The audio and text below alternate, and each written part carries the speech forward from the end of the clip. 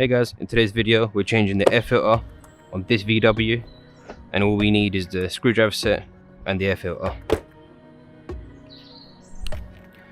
So this is the air filter housing, and there's about 8 screws that you'll require the T20 screwdriver bit for. So 1, 2, 3, 4, 5, 6, 7, 8. Once you undo this, you'll see the air filter inside.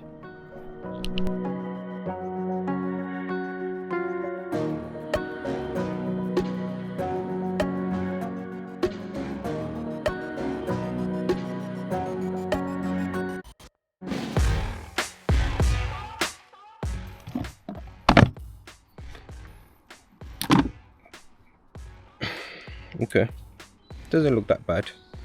I've seen worse. You can see here where the dust sits.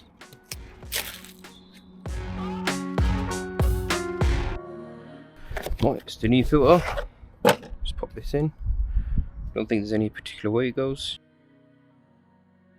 It just sits in like that, so it should be almost flush. And we're ready to screw it back in now.